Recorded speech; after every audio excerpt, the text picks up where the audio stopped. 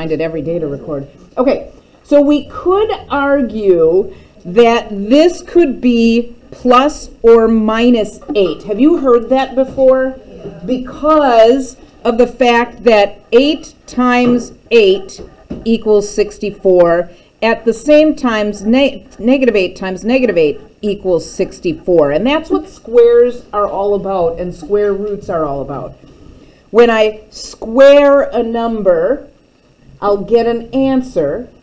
And when I take the square root of that answer, I get back to the number again that I started with, the one that I squared. So because plus and minus 8 could both be the answer for that, typically you'll put both down for your solutions. However, when we are working on these problems, we're going to be working on lengths of sides of triangles. And because I'm looking at lengths of sides of triangles, can I have a negative length? No, it's not possible. So our answers will always only be the positive answer, okay? So from here on out, I know that plus and minus is reasonable, but our answer will only be the positive one. So what's the square root of 81? 9. What's the square root of 4? 2. Great, you guys know those pretty well. Excellent. What if I don't know it? What if I have the square root of 32? Well, I know the square root of 32 is somewhere between 5 and 6. How do I know that? Because 6 is 36 and 5 is 25. Exactly. When I square 5, I get 25. When I square 6, I get 36. And 32 is right between 25 and 36, somewhere between. It doesn't, I don't know if it's exactly between, and I don't even care if it's exactly between. That's not how square roots work. It's not like an average. But I do want to break this down. And my method for breaking down is by repeated division by primes. What I do is I start by writing the number, and then I start with the smallest prime number, see if it can go into there evenly. Do we know what prime numbers are? Have you heard of prime numbers before? What is the smallest prime number? That's what we think all the time, 1. But it's not. No, neither of those. Prime number by definition is a number that is divisible only by 1 and itself. Why does 1 not fit that category? Because it is itself, right? So it only has one factor. 1 only has one factor, and that is itself. What is the next smallest number? 2. Positive number. We're only working with positive numbers, remember here. So 2 is our next smallest number. 2 only has 2 factors, 1 and 2. 3 is another prime number, 3 and 1. Why is 4 not considered prime? Jonathan? Because I can divide it by 1 and 4 and 2, and then that breaks the prime number, okay? So what I do is I start with the smallest prime number and I see if it goes in there. What is 32 divided by 2?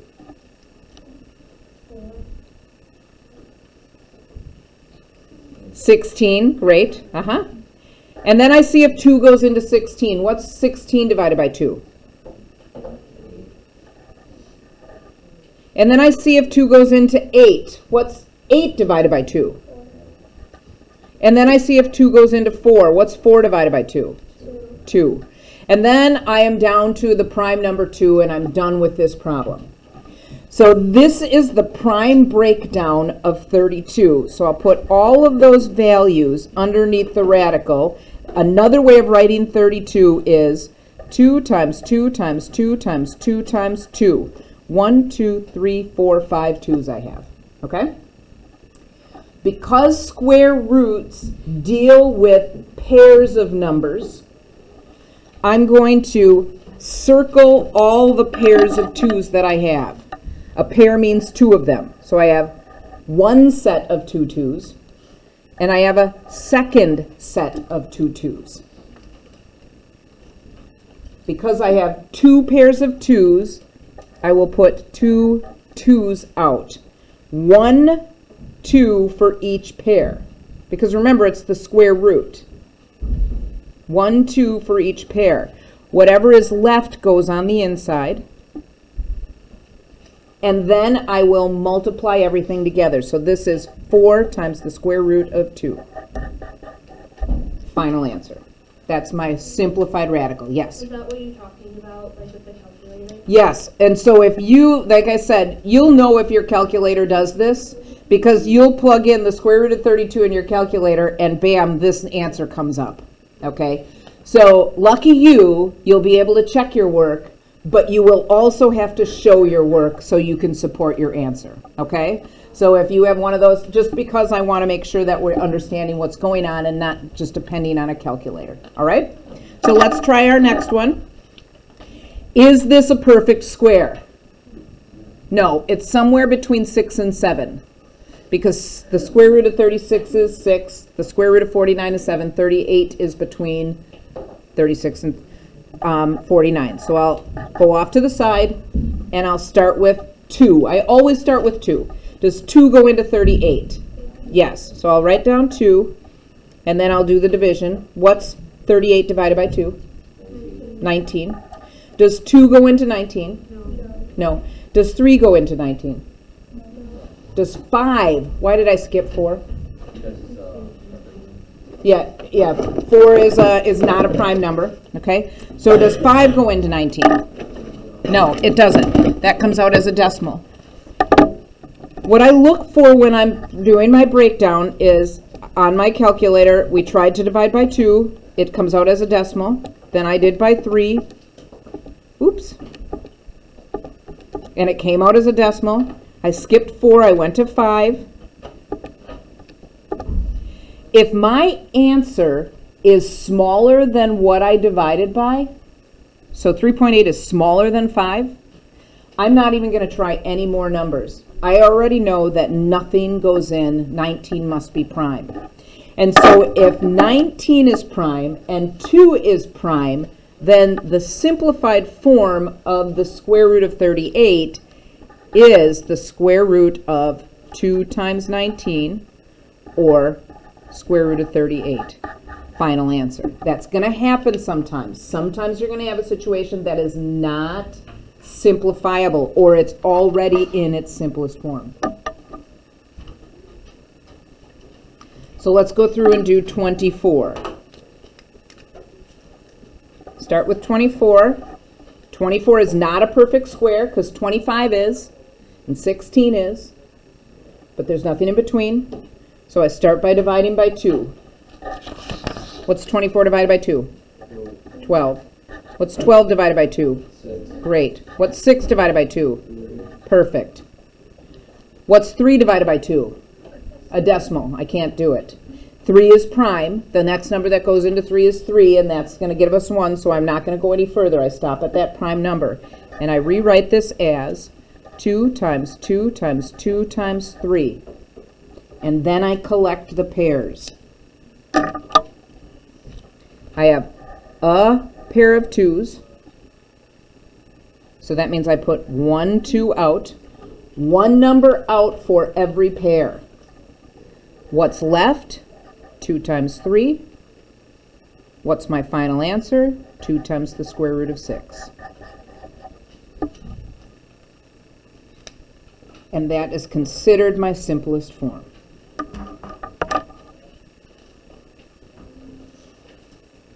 Any questions on that so far? So far, all of them have been even numbers, even meaning 2 can go into them. What happens if 2 doesn't go into it? I still start the same way. I put my 63 there. I do my division. I cannot divide by 2. Try as you might when I plug that in. 63 divided by 2, I end up with a decimal answer, so I'll try 3. Does 3 go into 63? Yes. How many times? 21. Okay. 2 didn't work on 63, so 2 will never work again. So I'll work with 3 again. Does 3 go into 21? Yes. How many times? Is 7 prime? Yes, then I stop. So my answer is 3 times 3 times 7 collect my pairs. A pair of 3s makes 1 go outside. 7 is left on the inside. Nothing to multiply. I'm done. Now we've started with pretty small numbers. Sometimes we're going to run across numbers that are quite a bit bigger. And our division is going to be a taller stack here. So we've got a couple, I mean, they're not too big, but they're a little bit bigger. So let's start by working through those. 200. I always move it down to the bottom of the page so I have room to work up. I like to plan ahead. Does 2 go into 200? Yes. How many times? Great. Does 2 go into 100? Yes. Always keep working up. Small number, 2 goes into 100. How many times? Does 2 go into 50? How many times? Does 2 go into 25? Does 3 go into 25? Does 5 go into 25? How many times? Perfect. So this is 2 times 2 times 2 times 5 times 5.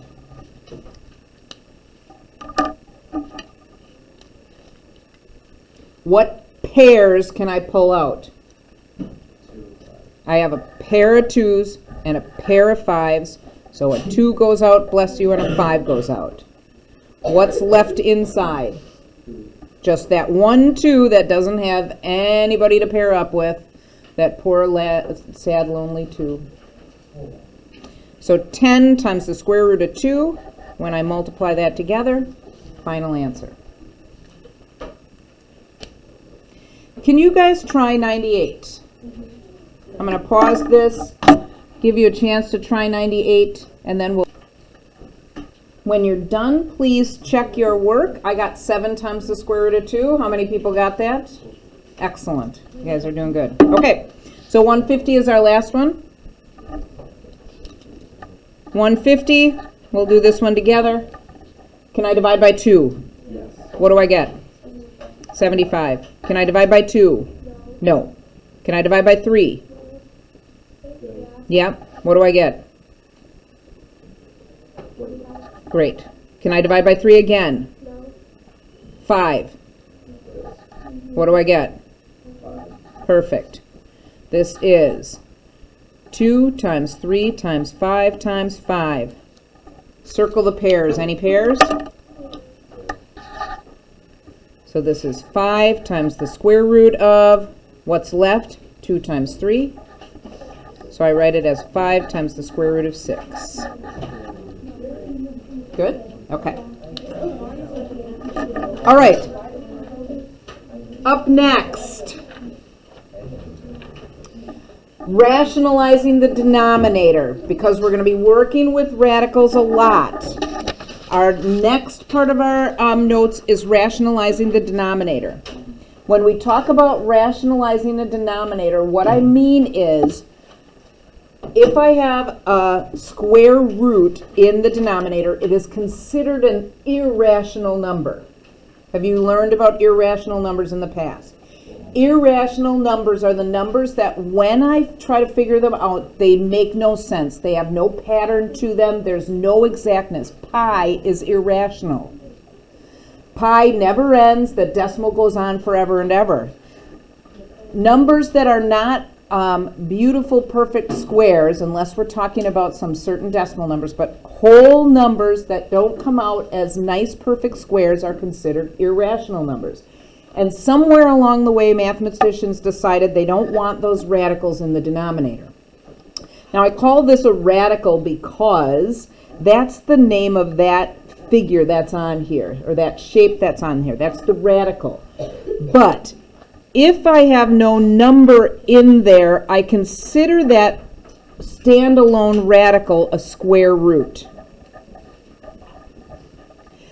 If I put a little number up in the corner, then that changes the root. And so this is a cube root or a third root. I'm not sure why I see phones out. I mean calculators that look like phones out. It really totally looked like a phone. Okay, cube root, if I change that number, then I get a fourth root, fifth root, sixth root. We could go on and on and on forever. It did just the back of it look like a case, doesn't it, sort of? And then she held it up and she was holding it like that, yeah. Who's she texting? Now? Okay. You will get into cube roots, fourth roots, things like that when you get into Algebra 2. Currently, we're going to stick with the square roots. All right? So square roots.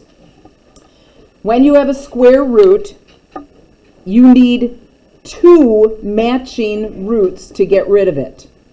So to rationalize the denominator, to get rid of that irrational number in the denominator, what I'm going to do is I'm going to multiply the denominator by itself. But here's the thing. I can't just multiply things all over the place willy-nilly. I need to make sure that I multiply by the same thing on the top. Why is it legal for me to multiply by the square root of 2 over the square root of 2? Yeah, because it equals 1. The square root of 2 over the square root of 2 equals 1. And when you multiply by 1, do you change the value? Not at all. And that's why it's legal for me to do that. So I'm not changing the value, I'm only changing the look. Multiplying fractions. What's 1 times the square root of 2? Square root of 2. That's 1 times anything is itself. What's the square root of 2 times the square root of 2? Think of it this way. This is the square root of 2 times 2. So I take that pair outside, and there's nothing left inside. So I don't have to write it. So the square root of 2 times the square root of 2 becomes the whole number 2. This is considered my simplified form. That is a denominator that is rationalized because now 2 is what we call a rational number. So let's go through on the next one. Sometimes they're going to be kind of easy to work with. Sometimes they might be more complicated. We're not going to get too complicated, all right? Rationalize the denominator, multiply by whatever radical is down there. Make sure I do the same thing to the top and the bottom, so I'm multiplying by 1. I chose radical 3 this time, the square root of 3 times the square root of 3. That gives me 3 as a number in the bottom, and the square root of 3 on the top. Done. How about the next one? What am I going to multiply the top and bottom by? Square root of 5. Beautiful. So I can't, the 2 is not in a radical. It's outside. It's a rational number. 5 is an irrational number. This is not the same thing as the square root of 10. So all I can do is write this as 2 times the square root of 5 over that 5. It's legal to multiply those radicals together, A, if they have the same root, meaning square root, cube root, and B, if they're both under that root. If not, then I have to just line them up next to each other. So this is 2 times the square root of 5 over 5, final answer. Up next, what if I have more than just that irrational number in the bottom? What if I have it as a product of two things? The only thing that I need to worry about is the radical part of it. Okay? I don't need to worry about the 2. It's not wrong if I multiply by the 2, but it's going to make more simplifying when I'm done. So the only thing that I need to worry about is the radical part of this. So this on the top becomes 3 times the square root of 6, because the radical 2, radical 3 get multiplied to be 6, over 2 times 3. The 2 that was there, and radical 3 times radical 3 is 3. Now I'll cancel if I can. I can pull a 3 out of the top and out of the bottom. My final answer, square root of 6 over 2. How come I can't just divide the square root of 6 by 2 and make it the square root of 3 and call it a day? What stops me, Jonathan? This is an irrational number and a rational number, yep. One's in a radical, one's not. And so I can't combine them, I have to stop here. Tell me what I multiply the top and the bottom by. Square root of 2. Square root of 2, square root of 2. What does it equal when I do that? On top. 5 times the square root of 6 over. How about on the bottom?